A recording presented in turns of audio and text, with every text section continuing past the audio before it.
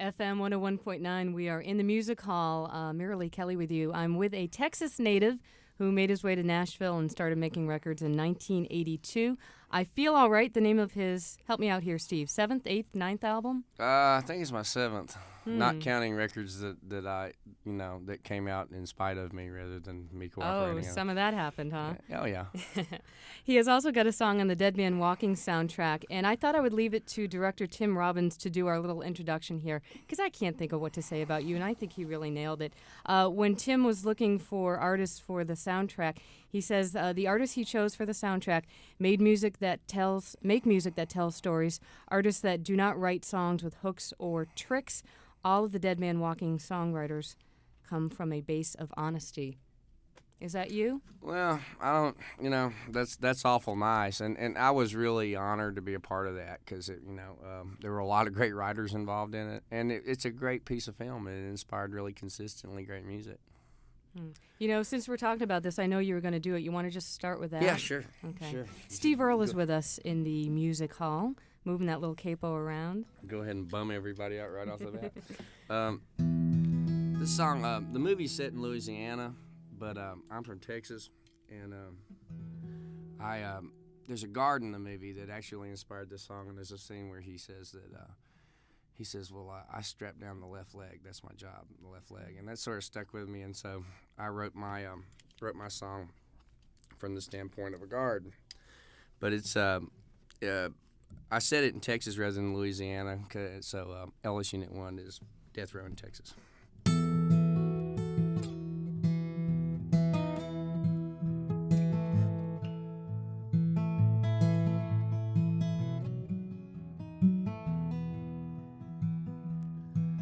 I was fresh out of the service, it was back in 82. I raised some cane when I come back to town. I went in to be all I could be and come home without a clue. Then the married dawned and we had to settle down. So I hired on at the prison, guess I always knew I would. Just like my dad and both my uncles done. And I've worked on every cell block now and things were going good. Then they transferred me to Ellis Unit 1. Swing low, swing low, swing low and carry me on.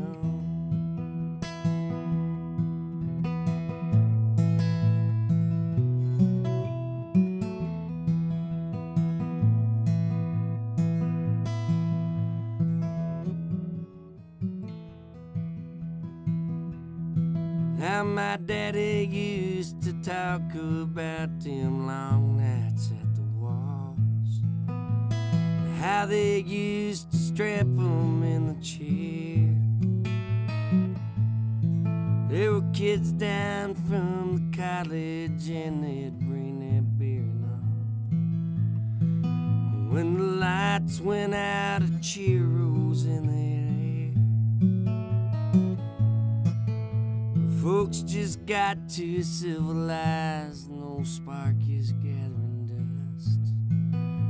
'Cause no one wants to touch a smoking gun.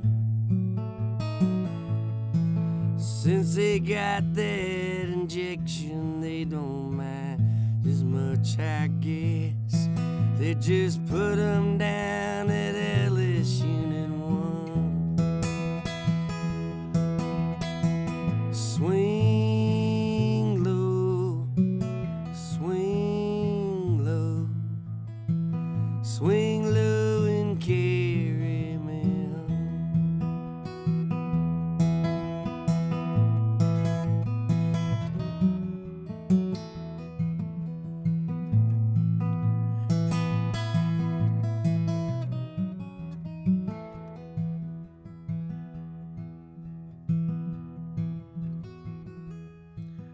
I seen them fight like lions, boys, and I seen them go like lambs. I helped to drag them when they could not stand. I heard their mamas crying when they heard that big door slam. I seen the victims' families holding hands. Last night I dreamed that I woke up with straps across my chest, and something cold and black pumped through my lungs. Even Jesus couldn't save me, though I know he did his best. But he don't live on Ellis Unit 1. Swing low, swing low, swing low and carry me home. Swing low, don't let go. Swing low and carry me home.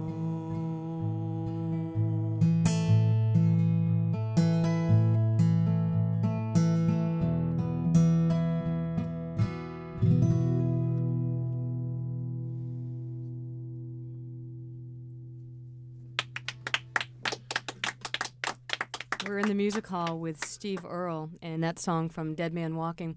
When you introduce that song in your shows, you referred a little bit to this here. You do a line about how where you live now, and you know what I'm talking about. Yeah, well, I mean, one thing I do feel like I have to make clear when I do this is that it was real important to Tim, I think, that this, no matter what anybody involved in its attitude about towards the death penalty was, that it gave equal time to everybody's grief and pretty much portrayed what goes on in that situation, what goes on when the state takes a life, and let people make up their own minds about it. My mind, however, was made up before I got involved in this soundtrack. There's a song I wrote called Billy Austin that was on my last album for MCA, and it was I think this was a chance for me to do a little better job. I tried really hard to make that song as impartial as it could be, even though I'm not impartial, and I think I did a little better job, doing it from this guard's viewpoint. But I live in Tennessee. I have for 20 years, but Texas is where I'm from, and Texans are very, proud of their heritage. It's just a thing. It's something in the water there. But my home state executed 23 of the 56 people that were executed in this country last year, and I'm not particularly proud of that. And Tennessee hasn't executed anybody yet. There's getting ready to be a bloodbath in California. Believe that, because they just got lethal injection here, and it does change people's attitudes. They don't have as much of a problem with it when they think it's like putting a dog to sleep or something. Did it change your attitude? You said your mind was made up before you made the movie, but have you always not been for it? Yeah, it's something that I grew up in a real anti-capital punishment household. My dad just got real involved in writing letters. My father's main objection to it is that it can never be impartially and fairly, enforced. There are no rich people on death row. There never have been, and there never will be. It's just that simple. Only poor people, have this penalty imposed on them, and that's not fair in and of itself. For me, it's about I'm just not willing to. I have a problem with the state taking a life, and I'm just not willing to, go to hell for the state of Texas or any other state. We're talking with Steve Earle in the Music Hall. I'm wondering, this is a tough question. Have you personally ever been touched by crime or violence, or anybody in your family? And do you think it would change your view? It would change my view. It would if somebody like if I came home and found my wife and my kids murdered, I'd want to kill somebody, and if they were at hand, I probably would kill them. But that doesn't mean that I'd be right, and that doesn't mean that the state should be involved at the point of, lock people up forever. And I don't, the death penalty isn't. When they get into talking about costs, I start pulling my hair out. But the fact of the matter is more expensive than incarcerating somebody for the rest of their life, the way that they have to go about it. And there are always going to be those checks and balances because you have to make sure, or as sure as you can be. But in Texas, they're executing so many people. If they haven't executed somebody that's innocent, they will at the rate that they're going. It's just a matter of time. So as an artist, you feel sure enough about your opinions that you can put them down in song and stand by them. Well, they're just my opinions. Right. That's the whole deal. All I write about is what I feel. I'm not asking anybody to feel the same way that I am, but songs were sort of elevated to above the level of merely being entertainment a long time ago. I didn't do that, but the writers that I started out listening to did that, and I started out playing in coffee houses, and was exposed to some pretty radical stuff, and it sank in to a certain extent. I mean, my politics are my politics. However, I do have to watch. My first responsibility when I go out and do a show is to entertain people. But my opinion's my opinion, and it's a personal decision I make every night to figure out how far I want to push it with beating other people over the head with it. Who are some of those writers that really put a imprint on you? Well, Townes Van Zandt, Guy Clark, Bob Dylan, Tim Hardin, Tim Buckley. I couldn't, I wanted to sound, I wanted to play rock and roll, but I had an acoustic guitar. I didn't have an electric guitar, so I couldn't make my guitar sound like Jimi Hendrix, and no matter how hard I tried.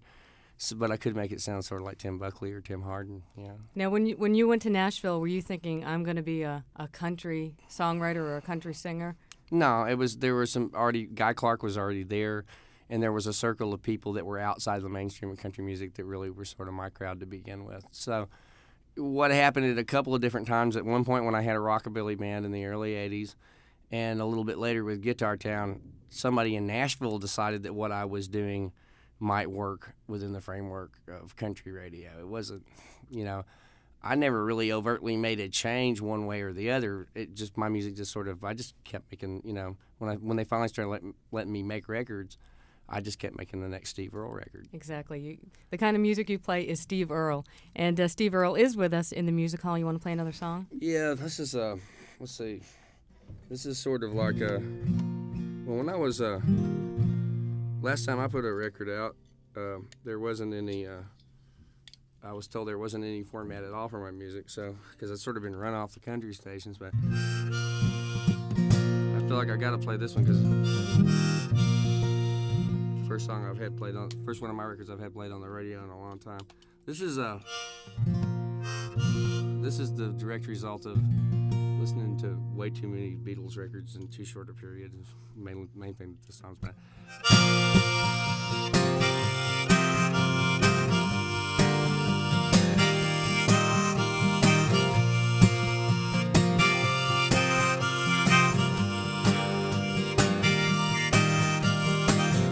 I'm trying hard to let you go, but it's more than I can do. And every day or two, I wind up right back where I started. I'm trying not to let you know that I'm still in love with you, but I can't just sit home blue, 'cause there ain't no rest for the broken hearted. And just because you wanna unlock your door, that don't mean you don't love me anymore. I'm trying hard to let you go, but it's more than I can, because you know it's more than I can do.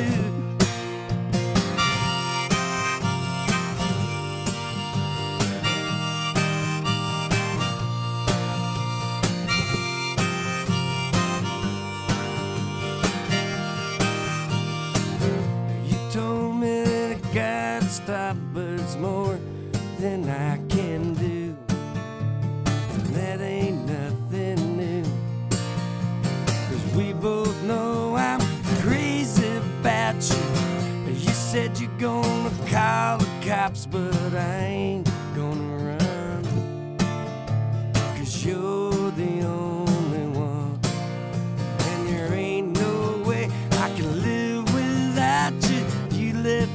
just when I needed you.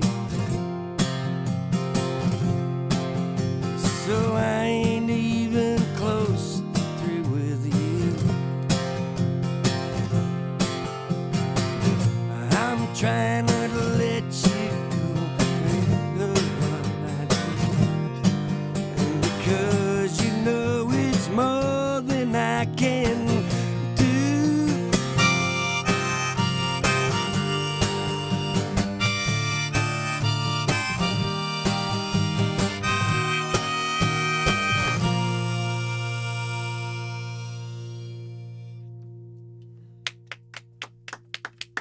FM 101.9, we are in the Music Hall with Steve Earle. I got some great tips from you last night. You played at the Roxy, and you talked about how you've been doing interviews, and there's some territory that you're so tired of talking about. Yeah. Well, I mean, it's one of those things, and, it is a show, but it's like sometimes, I got to entertain myself when I'm doing that, too. Well, I'm just going to make a brief allusion to it, and you're just going to think, been there, done that. You did some time in jail. You've had drug problems. When you were in jail, I just have to know this. Are there guitars there? Are you allowed to play music? No, I got to go. I went, while I was in jail, I went to treatment for 30 days and then came back to jail. And I got a guitar for an hour a day while I was in treatment, but all those, guitars in jail is just in the movies. No, there wasn't even a harmonica in jail. Believe that.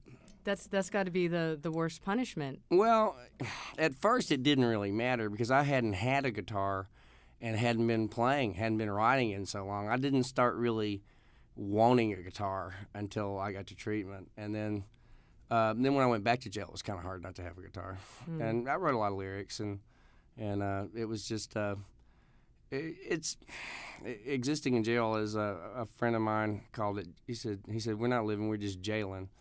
And it's just one of those deals. There's an art to it. There's guys that get too good at it, and they become more comfortable in there than they are on the street because there is a whole different sort of attitude. It's like I read a book one time that described it as like the credo is walk slow, drink lots of water, sleep as much as possible, and do your own time.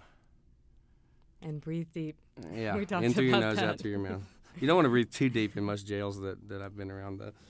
Well, the new album is called I Feel All Right, and you kicked the album off with that song. And do you feel all right? Yeah, I really do. Things are going so good, I'm starting to get suspicious. Are they going so good that we can lure another song out of you? Let's see. Like what song? Uh, I'll tell you what. Let's do this. I know what we can do here. I don't have the harmonica for this song, but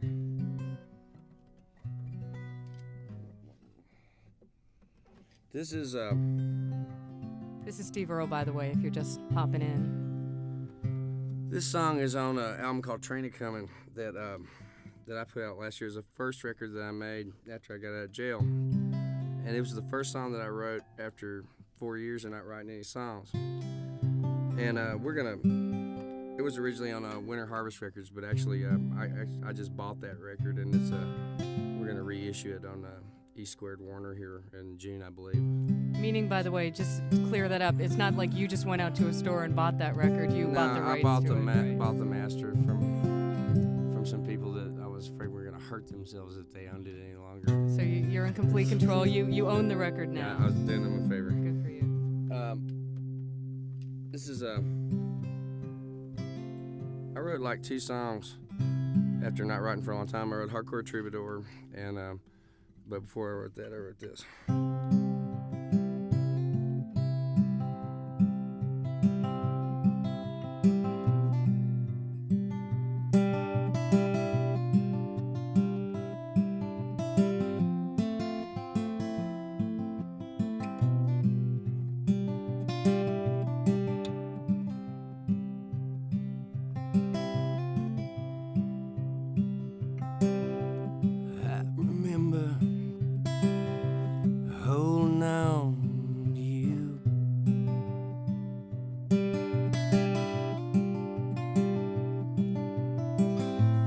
All them long and lonely nights I put you through.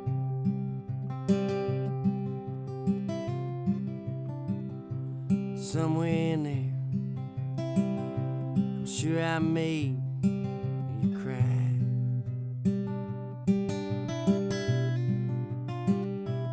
But I can't remember if we said goodbye.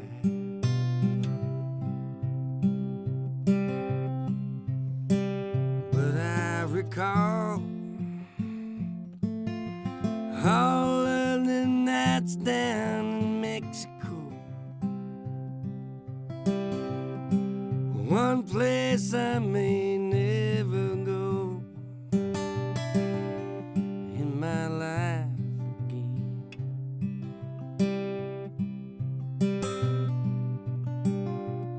Was I off somewhere just to hide?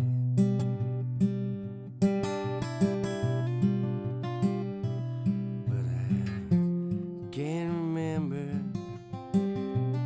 if we said goodbye.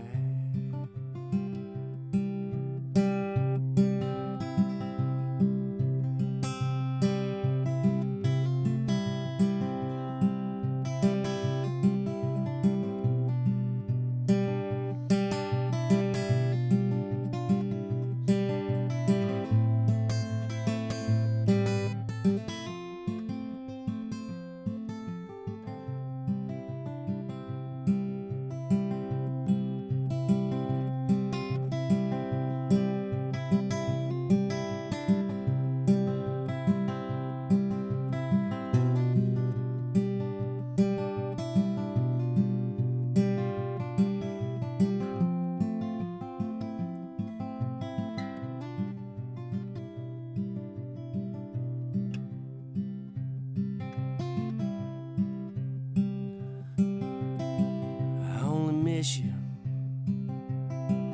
every now and then.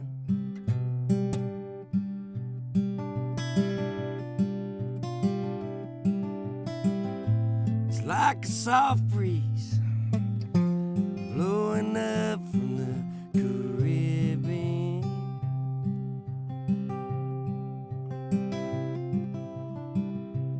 Most Novembers I break down and cry.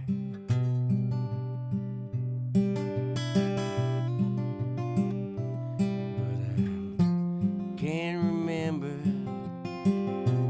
if we said goodbye.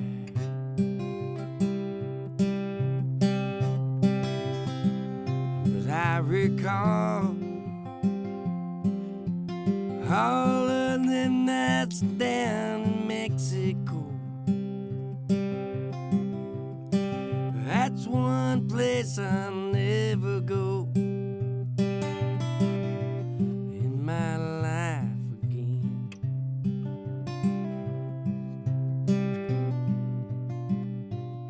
Was I off somewhere just to hide?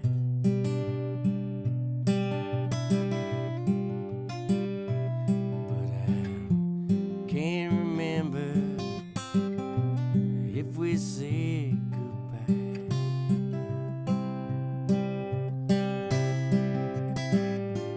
But I can't remember if we said goodbye. Goodbye. Goodbye.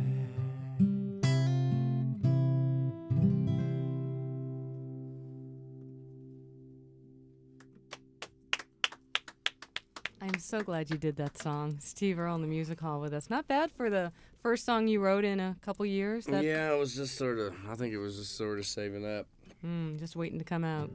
And the little calluses on the fingertips were all ready for that song. They just Well, said, I don't know, but calluses take a little longer to catch up. They're starting to get back to where they used to be about now. We've been on the road about 3 weeks, so so the calluses take a little more work.